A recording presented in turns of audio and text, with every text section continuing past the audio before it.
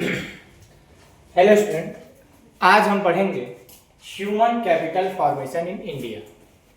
जैसा कि आप सभी को मालूम होगा कि इंडिया पॉपुलेशन में सेकेंड नंबर पर है। तो क्या यह पॉपुलेशन हमारी कंट्री के लिए एसेट्स हो सकता है? आप ये देखते होंगे कि चाइना पॉपुलेशन में नंबर होने के साथ साथ टेक्नोलॉजी में भी आगे है, चाइना बिजनेस में भी आगे है। तो क्या आज इस चैप्टर के थ्रू हम यह समझेंगे कि अगर इंडिया के पॉपुलेशन पर यानी इंडिया के जो वर्कर हैं उन पर इन्वेस्ट किया जाए तो क्या इंडिया को भी इकोनॉमिक पावर में नंबर 1 बनाया जा सकता है। तो इस चैप्टर में हम देखते हैं कि मेनली हमें यह पढ़ना है ह्यूमन रिसोर्सेस। जैसे आपने पढ़ा होगा अपने 10th की क्लास में resources, meaning of resources. Resources means कि आप जिनका यूज करके अगर आप एग्जांपल में ले, अगर किसी रॉ मटेरियल का यूज करके आप कोई प्रोडक्ट डिजाइन करते हैं तो वो आपका रिसोर्सेज होता है। उसी तरह से क्या जो इंडिया में पॉपुलेशन है, जो ह्यूमन है, वो इंडिया की इकोनॉमी के लिए रिसोर्सेस के थ्रू काम कर सकती है या नहीं। सेकेंड हम देखेंगे human capital formation. Human capital formation मतलब कि किस तरीके से ह्यूमन को जैसे हमने अकाउंट्स में पढ़ा है capital, meaning of capital. Meaning of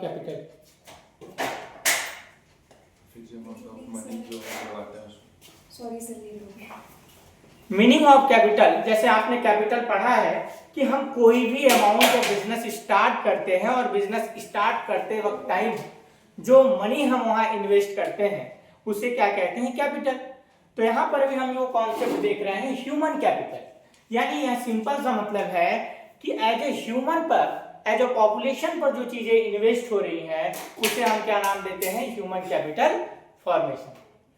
second हम देखेंगे link between investment in human capital, economic growth and human development.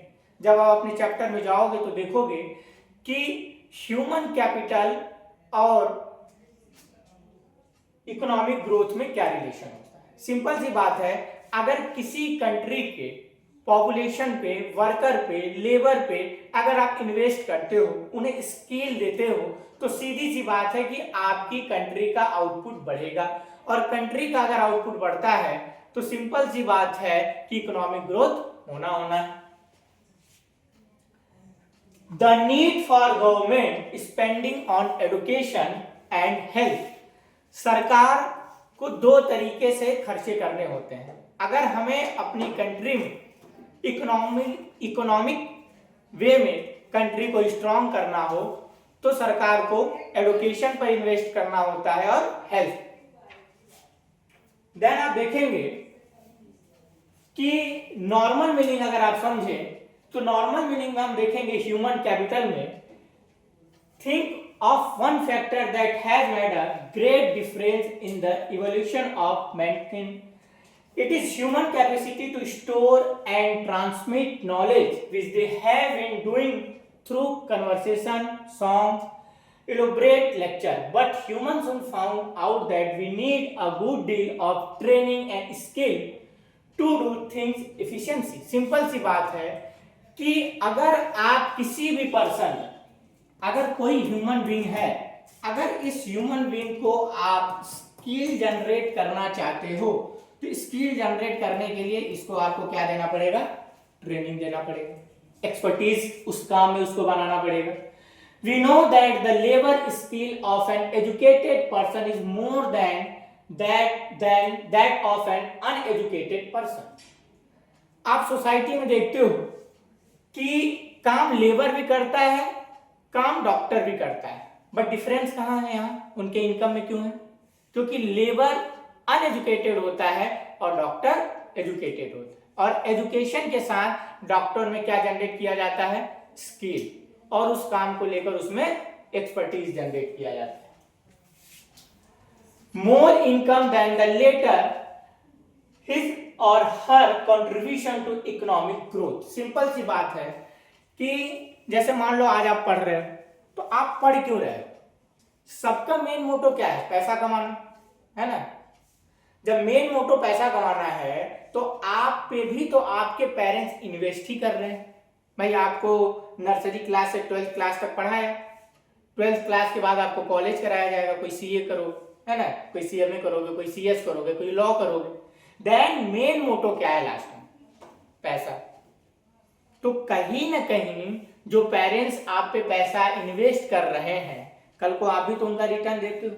और वो इन्वेस्टमेंट कैसे है? आज आप कोचिंग आते हो, फिर आप जब सीए करने जाओगे तो सीए में आर्टिकलशिप करोगे, तो वहां पर स्किल सीखते हो। जब आप काम सीख जाते हो तभी तो पैसा जनरेट होता है।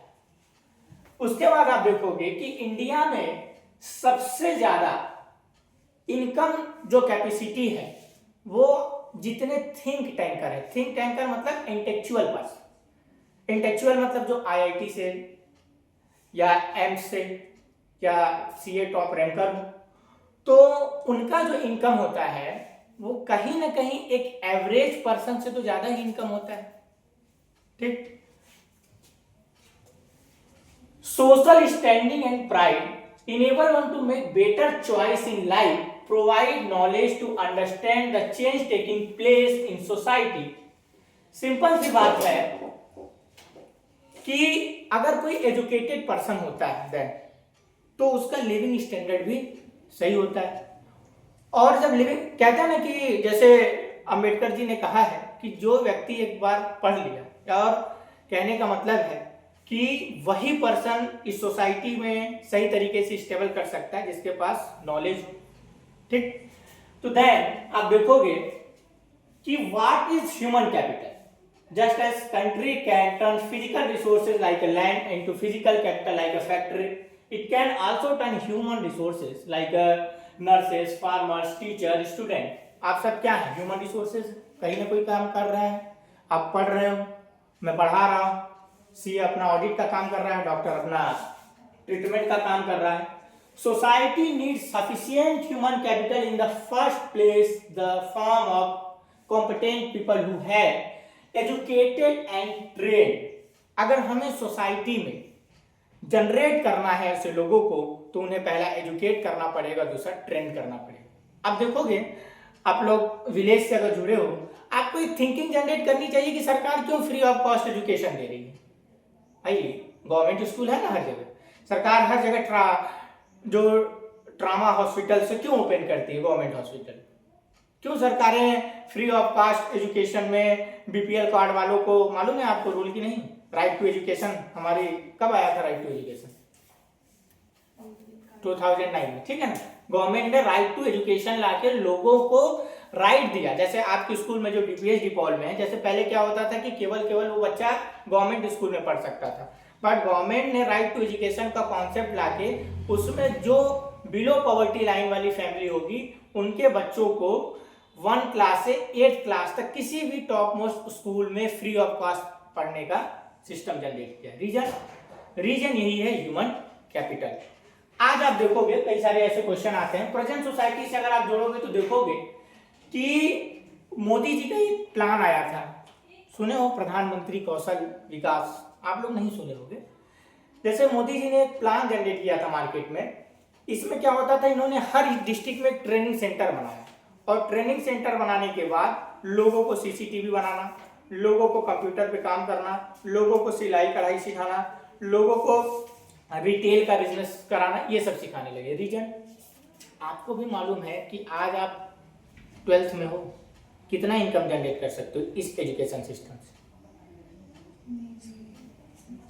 एजुकेशन सिस्टम जैसे आप अभी पढ़ रहे हो, है ना, आपने अपना 12th मतलब अगर आप नर्सरी से पढ़ रहे हो तो 3 ईयर उधर दे दो, इधर 15 ईयर आपने पढ़ा। अब 15 ईयर पढ़ने के बाद आपके अंदर जो पहले ड्रॉबैक था हमारे एजुकेशन सिस्टम में स्किल जनरेट करने का, वो अभी धीरे धीरे हट रहा है, लेकिन अभी भी नहीं हटा है। भैया 15 ईयर देने के बाद अपने लाइफ का आपके अंदर कौन सी स्किल जनरेट होती है? अगर नॉर्मली जाओ तो स्कूलों में देखो तो कोई स्किल नहीं जनरेट हो रही है ना अभी। भाई हम क्या करते हैं, हम पढ़ते हैं, एग्जाम देते हैं, पास आउट होते हैं, हम पढ़ते हैं, एग्जाम देते हैं, पास आउट होते हैं। देन कोई स्किल नहीं है। अगर आपके घर का पंखा खराब हो जाए तो आप उसको नहीं बना सकते हो, है ना।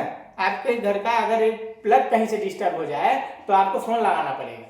तो यही तो एजुकेशन सिस्टम है हमारे इंडिया के। एजुकेशन सिस्टम है कि आप 15 ईयर अपना लाइफ का देने के बाद आपके पास ऐसी कोई स्किल नहीं है कि आप इनकम जनरेट कर पाओ। यानी कहीं ना कहीं फेल्योर सरकार कर रहा है ह्यूमन कैपिटल जनरेट करने में, क्योंकि आज भी हम उसी बेस पर चल रहे हैं।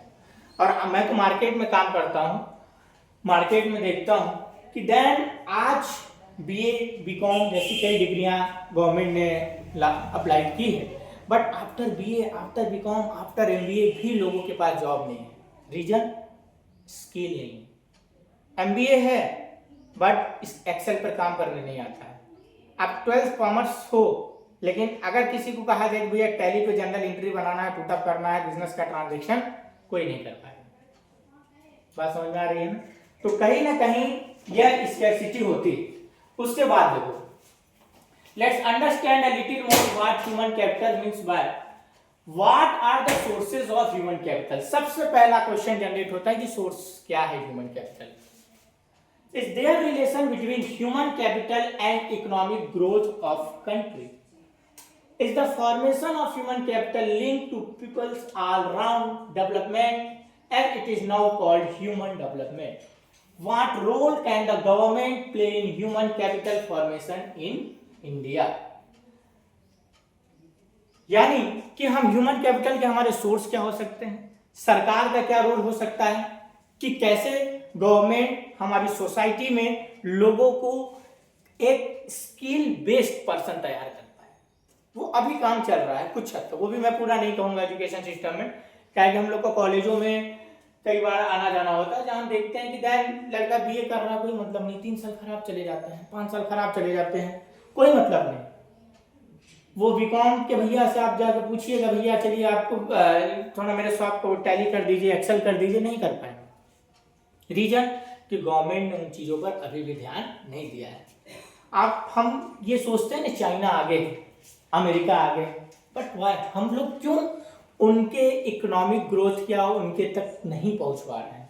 सबसे बड़ी स्कैर्सिटी है हमारे यहाँ एजुकेशन सिस्टम का स्किल बेस्ड न होना, एक्सपर्टाइज बेस्ड न होना। आप गवर्नमेंट स्कूल में जाओ, लोग इसलिए स्कूल आते हैं क्योंकि खाना मिलेगा दोपहर का, नहीं तो ना, ड्रेस मिलेगा फ्री ऑफ कॉस्ट, इसलिए आते हैं। देन कहीं ना कहीं वो स्कैर्सिटी जनरेट हो रही है मार्केट में। अब छोटा सा एग्जांपल देखो कि ईरान और अमेरिका का बैटल हो रहा है और क्राइसिस एलपीजी का हमारी कंट्री में, हमारे पास कोई टेक्निक ही नहीं है। 90% टेक्निक के लिए हम फॉरेन पे डिपेंड हैं। ये ऑनलाइन क्लास यूट्यूब पर अगर मान लो चलेगा तो कहाँ का चैनल है? फॉरेनर सेक्टर है ना, हमारा तो कुछ नहीं। हमने आज तक क्या बनाया? 1-2 ऐप को छोड़ दिया जाए तो कोई बताओ यार, आप तो जेनजी जनरेशन में हो, तो जेनजी जनरेशन को कोई एक ऐसा ऐप बताओ जो इंडिया में जनरेट हुआ हो अभी तक। एक यूनिवर्सिटी थी, कोई उसने चाइना से एआई को इंपोर्ट करके अपने यहाँ दिखा दिया था, न्यूज में सुना होगा आप लोगों ने, और बता दिया कि हमारी यूनिवर्सिटी में है ना। देखो नहीं, मतलब सोचो कितनी स्कैर्सिटी है हमारी थिंकिंग बेस पर, हमारी एजुकेशन सिस्टम जिस पर कोई काम नहीं करना चाह रहा। हम सब नॉर्मल क्या करते हैं, इंफॉर्मेशन ट्रांसफर। देखो कोई आज के डेट में टीचर पढ़ाता, कोई अब नहीं बोलेगा, लेकिन मैं बोल रहा हूँ हमारा काम क्या है, इंफॉर्मेशन ट्रांसफर। कोई एक नई चीज कोई लाता है क्या? ह्यूमन कैपिटल मैं यहाँ जो पढ़ा रहा हूँ, आप कहीं से दुनिया में भी पढ़ोगे वही यही पढ़ा है। क्या कर रहा है? ह्यूमन, मतलब वो ट्रांसफर कर रहा है। हमारे यहाँ जनरेट सिस्टम नहीं है। ये जो आप आज पढ़ रहे हो 10 साल पहले मैं पढ़ा रहूंगा, 10 साल पहले और कोई भी पढ़ा रहा हो, तो क्या कोई चेंजेस दिख रहा है? नहीं दिख रहा है। फिर ये सारी चीजें इन्हीं में अपन बात करते हैं। आप देखते हो कि हमारे यहाँ इकोनॉमिक ग्रोथ, देखो सीधे सीधे रिलेशन बताया, human capital and economic growth of country. वहां की पॉपुलेशन कम है, फिर भी वहां के लोग डेवलप है। अमेरिका की पॉपुलेशन कितनी है?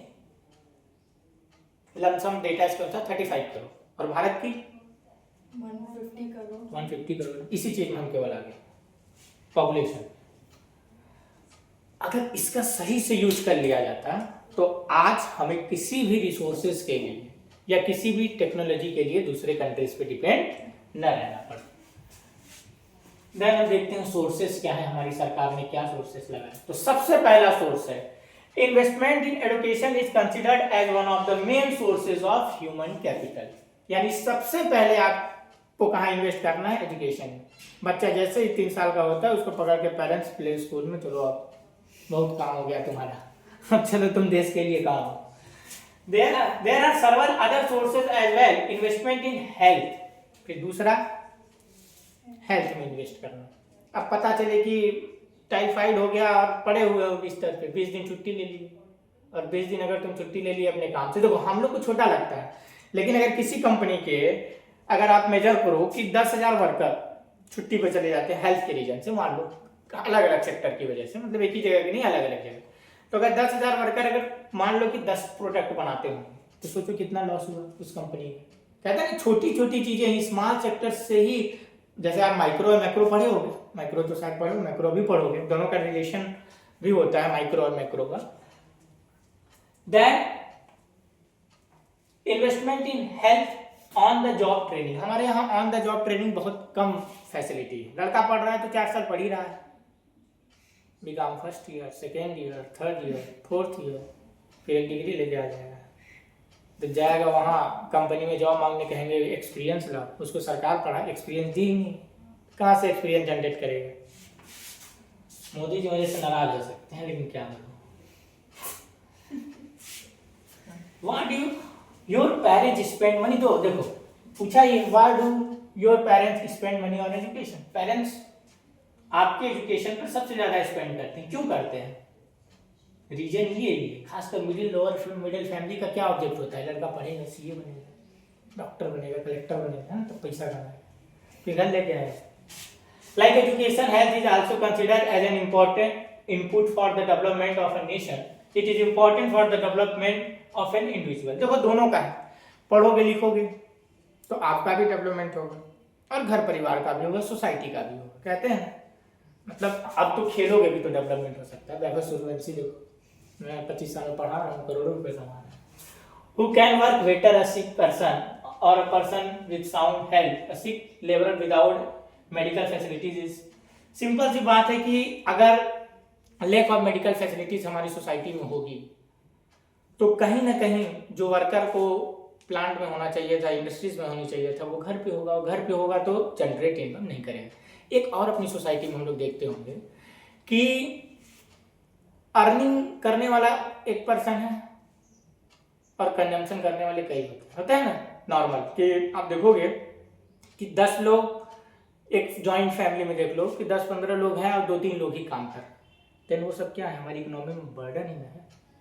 आप अपनी सोसाइटी में देखो, आप 15-20 साल बैठे ही ना हो, हम लोग 15-20-25 साल जो पढ़े लिखे वो बैठे ही नहीं रहे, देन हमारा कोई बहुत ज्यादा कंट्रीब्यूशन इकोनॉमी में रहा क्या? मान लो हम जो इनडायरेक्ट से टैक्स सरकार को देते होंगे, चलो मान लेते हैं कुछ योगदान रहा, कुरकुरे चिप्स खा के हमने सरकार को बहुत ही दिया, लेकिन उसके बाद उस तरीके का कंट्रीब्यूशन इकोनॉमी में रहा क्या? नहीं। आपका भी 4-5 साल और नहीं रहेगा, इनडायरेक्टली रहेगा, आपके पेरेंट्स स्पेंड जो करेंगे, लेकिन इंडिविजुअल लेवल पर तो हमको नहीं लगता कि वो, ठीक। अब देखो अब हम अपने लेवल से बात करते हैं कि गवर्नमेंट ने एजुकेशन सेक्टर को डेवलप करने के लिए क्या क्या किया। वो आपके संदीप गर्ग में दिया है, इसमें डायरेक्ट उन चीजों को एक्सप्लेन कर दिया है। तो पहले अगर आप देखोगे उसमें संदीप गर्ग में दिया होगा सोर्सेज ऑफ ह्यूमन कैपिटल में कि सबसे पहले हमें एक्सपेंडिचर कहाँ करना है? एजुकेशन, है ना। और एजुकेशन के लिए गवर्नमेंट की जो पॉलिसीज हैं उसको जब आप स्टडी करोगे तो गवर्नमेंट ने राइट टू एजुकेशन लाया। दूसरा, हमारी सरकार ने लोग पढ़ें इसलिए मिड डे मील शुरू किया, लोग पढ़ें इसलिए फ्री ऑफ कॉस्ट बुक देना शुरू किया। देन हमारी सरकारों ने लोगों को एज अ इनकम जनरेट करने के लिए डिफरेंट तरीके से हेल्प करनी चाहिए। समझ में आ रही? उसके बाद जब आप आते हो हायर सेकेंडरी, आते हो आप कॉलेज लेवल पर, तो वहां पर भी गवर्नमेंट ने क्या किया? आपको स्कॉलरशिप देने लगे, है ना, कि भाई जिनके पास पैसे नहीं वो स्कॉलरशिप के थ्रू एडमिशन लेकर कॉलेजों में पढ़े। और आप देखोगे जैसे ड्यू स्टैब्लिश किया, सरकार की ही पॉलिसी रही होगी, BHU स्टैब्लिश किया गया, इलाहाबाद BU, बरकतुल्लाह भोपाल, कई सारी ऐसी यूनिवर्सिटीज। तो ये सारे एक्सपेंडिचर आपको एजुकेशन में देखेंगे। सरकार का मेन मोटो ये था कि अधिक से अधिक इनरोल स्कूलों में हो। इसके लिए आपको गांव में जाओगे तो हर 5 किलोमीटर में स्कूल कुछ मिलेंगे जो ओपन किए गए हैं, कुछ प्राइवेट सेक्टर के, है ना, कुछ हायर सेकेंडरी के स्कूल, जिससे बच्चों को एंगेज किया जा सके एजुकेशन सेक्टर में। और सिंपल सी बात है, आप यही चीज क्लास 9 में पढ़े थे, एक स्टोरी पढ़े होंगे क्लास 9 में, ह्यूमन कैपिटल था, जिसमें एक स्टोरी थी कि एक पर्सन, 2 फ्रेंड, और एक ने पढ़ाई पर ध्यान दिया और सारा, और एक अपने घर में मतलब नॉर्मल अपने मदर के साथ बिजनेस में ही रहा, फीस उसके में। तो जिसने अपने एजुकेशन पर ध्यान दिया, कुछ समय बाद उसका जो अर्निंग पॉइंट है वो ज़्यादा हो गया, और जो केवल अपने मदर के साथ फीस के में रहा और फार्मिंग में रहा, उसका इनकम उस तरीके से नहीं बढ़ पाया। 9th में यही चैप्टर है, आपने ध्यान दिया होगा, अपनी स्टोरी भी वहाँ पर बताया गया है। तो देन ये अंतर तो देखने को मिलता है। आप सोसाइटी में नॉर्मल जाते हो, आप ट्रेन में जाते हो, आप बसेस में जाते हो, तो आप देखते हो कई लोग आते हैं, लेबर टाइप के लोग आते ही नहीं आते, देन कहीं ना कहीं लैक ऑफ एजुकेशन उनके लाइफ में रहा है, देन वो इस काम को कर रहे हैं। आप देखोगे उसके बाद गवर्नमेंट ने हेल्थ में, देखो, expenditure on health is an important source of human capital formation. उसके लिए हमारी सरकार ने क्या किया, तो हमारे गवर्नमेंट ने सबसे अच्छा काम, अभी जो आपके क्वेश्चन में आ सकता है, अभी जो प्रेजेंट सिनेरियो में है, जो पेपर में कई बार आया है, आयुष्मान कार्ड। जो अभी की सरकार है उसने आयुष्मान कार्ड पॉलिसी लाई, जिसमें हर जो जिनके पास कार्ड होगा वो 5 लाख तक का फ्री ऑफ कॉस्ट ट्रीटमेंट करा सकते हैं। देने भारत है, यहाँ करप्शन हर जगह है। प्राइवेट अस्पताल वाले मलेरिया वाले का भी 4 लाख बिल बना देते थे। तो अभी पिछले कुछ दिनों में न्यूज़ पढ़ रहा था कि 200-300 हॉस्पिटल्स को बंद किया जा रहा है, क्योंकि जहाँ ही सरकार का पैसा देखते हैं हमारे लोग डिस्टर्ब होने शुरू हो जाते हैं। उसके बाद आप देखोगे कि गवर्नमेंट की योजना है प्योर वाटर, सड़कें खोदी ही जाती है ना, सिंगरौली की एक सड़क बनाता है, फिर कहते हैं अच्छा सॉरी पाइप डालना भूल गए, फिर एक आता है अच्छा कहते हैं अरे अभी गैस तो डालना था, तो भूल ही गए, फिर तोड़ो मोड़ो, तो ये भी समझ ही रहे।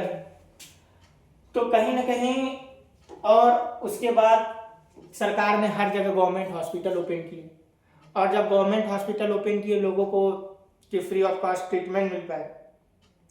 लेकिन गवर्नमेंट की तो पॉलिसीज अच्छी होती है, बट उसका जो ग्राउंड फ्लोर पर होता है वो सही तरीके से काम नहीं हो पाता है। गलती से ट्रॉमा सेंटर चले जाओगे तो अगली बार जाने की कोशिश नहीं करो। हाँ, उसके पीछे रीजन है, डॉक्टर अलॉट हुआ है गवर्नमेंट सेक्टर के लिए, बैठता है अपने प्राइवेट क्लिनिक पे। देखो स्कैर्सिटी कहाँ जा रही है, गवर्नमेंट ने पॉलिसी बनाई, लोगों को फ्री ऑफ कई सारी फैसिलिटीज सरकारें देती है गवर्नमेंट हॉस्पिटल्स के थ्रू।